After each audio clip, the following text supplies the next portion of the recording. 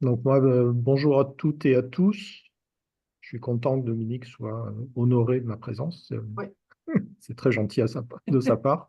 Donc moi, je m'appelle Pierre Barré, je suis ingénieur de recherche à l'INRA de Clermont-Ferrand et je travaille sur les techniques, entre autres sur les techniques d'édition des génomes, sur sur le blé tendre, euh, dans des objectifs INRAE, c'est-à-dire dans des objectifs de recherche. Alors, je ne sais pas si Guy Kessler se présente tout de suite ou s'il se présentera après. peut-être après. Oui. Bon, Ouais. ben, je commence alors. Donc, je vais faire quelque chose de très simple. J'ai prévu une présentation grand public. Donc, je ne rentrerai pas du tout dans les fouillis techniques, mais plutôt essayer de faire une vue d'ensemble de quelles sont les techniques, qu'est-ce qu'on peut en faire et quels sont les problèmes associés. Donc, si tu peux passer la diapo suivante. Voilà, donc on commencera, ben, je présenterai les trois premières techniques, non pas sur le plan technologique, mais qu'est-ce qu'on peut faire avec. Ensuite, pourquoi ces techniques sont intéressantes à la fois en ce qui me concerne en recherche et dans d'autres applications, et qu'est-ce qui est actuellement sorti de ces techniques. Et ensuite, j'essaierai de passer les points qui peuvent mener à des discussions sur les problèmes qui ont été soulevés à droite ou à gauche, ou les problèmes qui sont actuellement dans les mains des régulateurs et des gens qui doivent utiliser ces techniques. Donc, on va commencer par la technique elle-même. Si tu peux passer la diapo suivante. Donc, CRISPR-Cas, bon, il n'y aura pas de diapo plus compliqué que ça. CRISPR-Cas, ce qu'il faut comprendre, c'est que c'est une clé et un ciseau. La clé va chercher euh, quelque part une séquence d'ADN et quand elle la trouve, le ciseau arrive et coupe. Ça, c'est le CRISPR-Cas de base qui a été alors, découvert par des gens qui ont fait de la recherche fondamentale pendant des années, mais qui a été mis en place par Charpentier et Doudna, qui ont eu le prix Nobel de chimie pour ça. Alors, qu'est-ce qu'on peut faire? Qu'est-ce que font ces techniques? Diapositive suivante. J'ai pris un exemple très simple, euh, qui est l'exemple, bon, la séquence d'ADN, c'est 4 lettres, ATGC, et j'ai transposé ces 4 lettres à l'alphabet. Et donc l'ADN, par exemple, si on lit l'ADN du blé, on va trouver un peu ce qui est à l'écran, c'est-à-dire des lettres au début, et la plupart du temps, des lettres dont on ne comprend pas ce qu'elles font là. Ça ne veut pas dire qu'elles n'ont pas un sens, ça veut juste dire que probablement on n'a pas compris encore. Et de temps en temps, on trouve une suite de lettres qui contient une information. Donc là, vous avez Léa est une ado qui lit sur son lit. Et puis après, ça repart, un suivi de lettres qui ne contient plus d'informations. Et c'est ce suivi de lettres 3 par 3 qui contient une information, on appelle ça un gène. Un gène, c'est le codage dans l'ADN d'une information qui va permettre de faire quelque chose. Et donc, quand on utilise CRISPR, on commence par cibler précisément une partie de ce gène, c'est la diapositive suivante, donc à peu près une vingtaine de lettres. Donc ça, c'est le Mhm. gène. Oui, Mhm. je l'ai fait ressortir, excusez-moi. Et diapositive suivante, on commence par cibler la séquence qui nous intéresse. Et donc, à la fois, on le verra plus tard, c'est une des forces de la technique, c'est-à-dire qu'on a un ciblage très précis sur 20 bases, et aussi une des faiblesses, puisque dans certains cas, ce ciblage est moins précis qu'on le voudrait, et on va cibler ailleurs, on le verra plus tard. Donc, quand ce ciblage est fait, le ciseau arrive, c'est la diapositive suivante, le ciseau arrive et va réaliser une coupure qui va être plus ou moins bien réparée. Si elle est bien réparée, la coupure se refait. Et la coupure se refait indéfiniment jusqu'au moment où les systèmes de réparation font une erreur. Je donne souvent l'exemple des enfants qui, dans le temps, à qui on faisait copier je ne dois pas cacher le sac de de mon frère avant qu'il parte à l'école. Et si vous faites recopier ça 500 fois, vous arrivez nécessairement à un moment à avoir une erreur. Là, c'est un peu la même chose. Euh, Diapositive suivante, il va y avoir une erreur. Donc, par exemple, ça c'est le cas typique qui arrive. On va avoir une lettre qui va sauter. Et donc, la conséquence de ça, diapositive suivante, si on recale les lettres 3 par 3, on a Léa et ensuite le reste de l'information disparaît puisque une lettre en moins, on recale toutes les autres lettres et on n'est plus du tout dans la lecture. Et donc, ça, c'est la première application, et l'application la plus basique, on va dire, des CRISPR, c'est on éteint le gène, c'est-à-dire que l'information n'est plus dans l'ADN à partir du moment où on a fait agir les CRISPR. On verra dans la deuxième partie qu'est-ce qu'on peut en faire. La deuxième technique, diapositive suivante,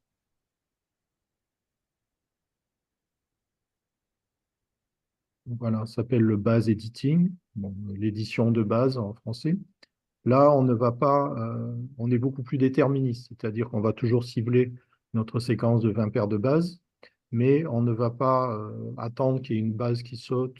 On va faire agir une enzyme qui va changer la base. Et donc, diapositive suivante, on obtient, au lieu Léa est une ado qui lit sur son lit, on va obtenir Léa est une ado qui rit sur son lit. On a changé une base, on n'a pas éteint le gène, on a modifié le gène. Typiquement, en génétique, on appelle ça un allèle. Léa est une ado qui lit sur son lit, c'est un allèle. Léa est une ado qui rit sur son lit, est un autre allèle. C'est deux formes du même gène qui peuvent avoir des effets différents, par exemple, dans le cas d'une résistance à une maladie. Et la dernière technique, pour aller un peu plus vite, s'appelle le prime editing. Donc, c'est la technique que la plupart des gens qui travaillent dans ce domaine essayent de développer aujourd'hui. Il y a un gros projet en France qui vise à développer cette technique, où là, on est vraiment dans l'édition telle qu'on l'imagine nous, c'est-à-dire de la réécriture, où on va choisir exactement les lettres dans la zone qui nous intéresse, les lettres qu'on va vouloir changer. Et donc là, on va obtenir, diapositive suivante, par exemple, Léa est une fée qui rit sur les ifs. J'ai eu du mal à trouver les mots à trois lettres les plus pertinents, mais on voit que là, on va pouvoir modifier vraiment, arriver à recopier tous les allèles qui nous intéressent et donc arriver à positionner à l'endroit qui nous intéresse euh, les différents allèles qui existent, des différentes formes de gènes qui existent dans la nature. Et donc, pour bien voir quels sont les enjeux et quelle est entre guillemets, la puissance de la technique sans vouloir être euh, en pas maison devant la technologie. J'ai remis quelque chose que je mets souvent, c'est une histoire d'ordre de grandeur, diapositive suivante. Si je positionne, donc là je vous ai remis les 4 lettres de l'ADN, A, T, G, C. Si je positionne ces lettres sur un double décimètre, que j'ai un peu grossi là, mais avec un critérium, on peut y arriver. La séquence du blé sur laquelle on travaille, nous, c'est, diapositive suivante, Montagne de c'est l'Australie. Paris-Sydney. Alors, Paris-Sydney, vous imaginez, alors, il faut rouler sur une autoroute pour imaginer ce que c'est Paris-Sydney avec une base sous les millimètres. Et donc, dans les exemples que je vous ai montrés, le ciblage de 20 bases sur ces 16 000 km fait 2 cm. Donc, sur ces 16 000 km, la technique nous permet de cibler 2 cm et de modifier le gène qui nous intéresse à l'endroit qui nous intéresse. Je n'en dirai pas plus sur les techniques. Qu'est-ce qu'on fait avec ça? Donc, c'est diapositive suivante. Voilà. Donc, ce qu'on appelle le chaos, c'est knockout en anglais, c'est extinction de gènes. C'est ce que je vous ai expliqué dans la première partie de la présentation des techniques. C'est ce qu'on fait classiquement avec CRISPR-Cas9. Et nous, en recherche, ça nous intéresse beaucoup parce qu'on cherche à éteindre un gène pour étudier sa fonction. Euh, c'est des expériences classiques de génétique. Quand on veut comprendre ce que fait un gène, en génétique, on commence par l'éteindre et on regarde quelle est la conséquence de cette extinction. Typiquement, vous avez une plante où vous avez identifié un gène qui pourrait être un gène de résistance à une maladie. Vous allez éteindre ce gène et montrer que la plante devient sensible à la maladie. C'est des expériences qui sont faites classiquement et qui nous aident beaucoup à comprendre comment fonctionnent les gènes, sachant que sur les 16 000 km d'ADN, on a à peu près, chez le blé, on imagine qu'il y a à peu près 100 000 gènes. Et donc, il y a beaucoup de travail à faire pour comprendre comment ces gènes, quelles sont leurs fonctions et comment ils interagissent les uns avec les autres. Diapositive suivante. on ne va pas améliorer toutes les plantes en faisant des extinctions de gènes, mais quand même, dans certains cas, ça peut servir, et il y a des exemples qui sont déjà dans les tuyaux d'extinction de gènes qui ont donné lieu à des caractères intéressants pour certaines agricultures, notamment en haut, vous avez le blé résistant au mildiou, résistant à l'oïdium de nos collègues chinois, donc un blé où ils ont éteint un gène de sensibilité. À gauche, c'est la pomme de terre qui est en cours de développement aux États-Unis, qui ne produit pas d'acrylamide à la cuisson. En haut, il y a la pomme de terre cuite qui devient très brune avec des traces d'acrylamide, et en dessous, cette pomme de terre qui ne brunit pas à la cuisson. Et en bas, c'est l'exemple le plus avancé actuellement, qui est en vente libre au Japon, c'est la tomate enrichie en GABA qui est susceptible d'offrir des avantages en termes d'hypotenseur, puisque le GABA a été démontré comme étant un hypotenseur naturel. Ce qui ne veut pas dire que la tomate l'est elle-même, mais ça, c'est un autre débat. La suite, la diapositive suivante, s'il te plaît. Et pour ce qui est des applications du base editing et du prime editing, pour la recherche, elles sont quasiment les mêmes que celles du knockout, sauf que on va pouvoir aller questionner, poser des questions plus précises. Pourquoi le changement de telle base induit une résistance ou une sensibilité de la plante? Pourquoi? Quelles sont les combinaisons de bases qui vont nous permettre de moduler cette résistance? Et donc là, on va pouvoir poser en recherche des questions beaucoup plus précises parce qu'on a accès à des modifications vraiment très précises. En application, diapositive suivante. Pour l'instant, il n'y a pas énormément d'applications qui sont prêtes ou qui sont mises sur le marché ou prêtes d'être mises sur le marché. On a des applications qui ont été décrites dans des publications, donc des résultats de recherche. Bon, j'en ai mis deux là, c'est la redomestication accélérée de tomates ancestrales.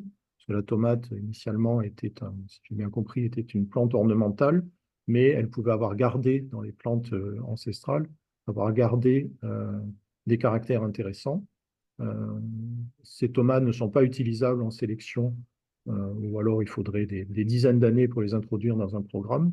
Il y a des chercheurs qui ont réussi, grâce au base editing, à recopier des allèles intéressants de sélection pour obtenir des tomates de pré-breeding qui peuvent arriver à fournir des caractères intéressants. Et je vous ai donné l'exemple du physalis, qui était une plante sauvage. Hein, vous savez, c'est ce qu'on trouve quelquefois au restaurant dans les desserts, sorte de petite prune, et des chercheurs ont fait la même expérience que sur la tomate pour commencer la domestication du physalis et le faire rentrer dans des productions agricoles avec les normes agricoles classiques. J'en dirai pas plus. Diapositive suivante.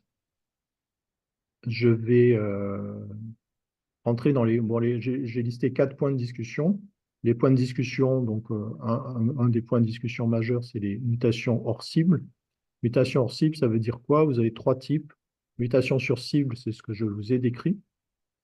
Mutation hors cible sur pseudo-cible, c'est que le système CRISPR se positionne sur une séquence qui ressemble à la séquence sur laquelle on pensait qu'il allait se positionner et qui peut réaliser une mutation ailleurs, mais sur une séquence homologue. Ça, c'est des choses on peut travailler, c'est-à-dire qu'on peut regarder s'il y a des mutations hors cible facilement quand on a la séquence du génome. Si on n'a pas la séquence du génome, c'est un peu plus compliqué. Et mutations hors cible, c'est des mutations qui peuvent arriver ailleurs dans le génome. Et la littérature est assez euh, controversée sur sur ce sujet. Alors, je dis controversée, mais il y a des auteurs qui trouvent certaines mutations hors cible, dans certains cas, et d'autres auteurs qui n'en trouvent pas. Et donc aujourd'hui, on ne sait pas si ces mutations hors cible sont dues à l'expérience elle-même, sont dues à la technique ou apparaissent de façon sporadique. En tout cas, elles sont beaucoup travaillées au niveau des gens qui travaillent en médecine humaine, puisqu'évidemment, en médecine humaine, qui est une des applications majeures de cette technologie, on ne veut pas de mutation hors cible. Donc, il y a beaucoup de travail qui est fait là-dessus. Et pour donner une idée, donc quand je dis mutation sur cible, on va peut-être avoir une ou deux mutations ailleurs dans un autre gène, ce qui nous embête beaucoup en recherche. euh, ou alors quelques autres mutations hors cible qui sont très difficiles à détecter parce que les génomes ne sont pas statiques. Donc, j'ai demandé à une collègue quel ordre de grandeur on était en termes de mutations. C'est la diapositive suivante. Elle m'a expliqué qu'entre deux variétés de blé, si on ne regarde que les exons, c'est-à-dire les gènes tels que je vous ai décrits, on a à peu près 200 000 différences, donc 200 000 mutations qui sont. Et donc, si on a 3 ou 4 mutations hors cible, en plus, elles viennent se noyer dans ces mutations si c'est dans les exons. Si on a des mutations hors cible chez le blé dans le génome, quelques mutations à droite ou à gauche, elles vont se noyer dans des millions de mutations qui préexistent entre plusieurs variétés. Un autre point de discussion, je pensais important d'aborder, c'est la détection. Dans le cas, l'exemple que je vous ai montré, Léa est une ado qui lit sur son lit et Léa est une ado qui rit sur son lit. Ce sont deux allèles. L'allèle du haut provient d'une variété Y. Et cette variété Y, on a copié l'allèle du bas, le R, qui provient d'une variété X. Ce que je voulais montrer par cette diapositive, c'est que la détection de cette mutation est relativement compliquée parce qu'il n'y a rien, j'allais dire d'artificiel, ce sera une partie de la discussion. Il n'y a rien qui n'existe pas dans la nature. Si j'essaie de détecter le R existe dans la variété X, donc il existe quelque part dans la nature. Donc si on le détecte, on ne sait jamais si c'est la mutation qu'on a induite ou celle qui existe dans la nature. Euh, et ce qu'il y a autour, si on n'a pas eu de mutation hors cible, il n'y a pas de différence autour, et donc à chaque fois, on va redétecter la variété Y. Donc la détection est un problème, d'autant plus que la détection est fondamentale, et dans le cadre des interactions avec l'agriculture bio, est fondamentale pour la cohabitation. S'il n'y a pas de détection, la cohabitation va être relativement compliquée à gérer. Le troisième point que je voulais mentionner, c'est la protection. Donc ça, on en a beaucoup parlé. Vous avez une variété initiale qui contient Léa est une ado qui lit sur son lit, et une variété qui a été issue d'une expérience de génome editing et qui contient une ado qui rit sur son lit. La question, et c'est une question qui se pose beaucoup au niveau européen actuellement, c'est est-ce que cette mutation est brevetable ou pas? Ce qui se dit au niveau européen, c'est qu'on essaye aujourd'hui de faire en sorte que ce ne soit pas brevetable, mais je ne peux pas vous en dire plus sur ce point. Je pense que la présentation qu'on aura tout à l'heure sera beaucoup plus pertinente sur ce sujet. Ce qu'il faut bien voir aussi, c'est que les différents points se croisent, diapositive suivante, et que s'il n'y a pas de détection, il n'y aura pas de protection. C'est-à-dire que si on peut pas protéger quelque chose qu'on ne peut pas détecter, et donc s'il n'y a pas de protection, voilà. Et la dernière diapositive qui récapitule un peu tout ça, c'est la discussion sur la naturalité. Est-ce que ce qu'on fait par génome editing, qui est a priori, en tout cas pour ce qu'on en sait aujourd'hui, identique à ce qu'on aurait pu obtenir en faisant des millions, des milliards de croisements, et quelque chose qui est artificiel ou naturel. Il y a une notion de valeur d'usage qui est importante dans la réglementation et une notion d'intention. Parce qu'on fait quelque chose qu'on a déterminé, est-ce que c'est plus dangereux que de faire des choses au hasard? Donc, je vous ai repris l'exemple du début. Léa est une ado qui lit sur son lit. Léa est une ado qui rit sur son lit. Ça peut très bien être une plante qui est non OGM aujourd'hui, puisqu'elle est issue de la variabilité naturelle. Voilà, à Clermont-Ferrand, on a 14 000 blés différents. Il est possible que dans un de ces blés ou dans un autre blé qui existe ailleurs et qu'on n'a pas encore, on ait Léa est une ado qui rit sur son lit. Et donc, cette plante est une plante non OGM parfaitement naturelle. Euh, dans le pool des plantes cultivées actuellement dans le monde et en France, on a ce qu'on appelle les OGM non régulés qui sont issus d'expériences de mutagénèse et qui peuvent très bien euh, avoir Léa est une ado qui rit sur son lit. Ces OGM sont non régulés parce que le législateur a considéré qu'ils avaient une valeur d'usage, c'est-à-dire qu'ils ont été faits avant le moment où on a pensé qu'il fallait les réguler. Et comme ils n'ont pas posé de problème, on leur confère une valeur d'usage, c'est-à-dire qu'on considère que ce sont des OGM, mais qui sont non régulés. Et donc là, on a exactement la même forme du gène, le même allèle, une ado qui rit sur son lit, mais cette plante OGM non régulée peut être cultivée dans n'importe quelle agriculture actuellement en France et dans le monde. Et le dernier exemple, c'est l'exemple que je vous ai montré en base editing, c'est Léa est une ado qui rit sur son lit. On a exactement la même plante, la même séquence, mais comme le R a été changé de façon déterministe, par une technique qui est apparue après la réglementation de 2001. Aujourd'hui, le législateur, et depuis 2018, la considère comme une plante OGM. Et donc, vous voyez que là, en termes de régulation, c'est quand même très compliqué puisqu'on a peu, on a peu de moyens de différencier ces plantes. Et je crois que j'en ai terminé.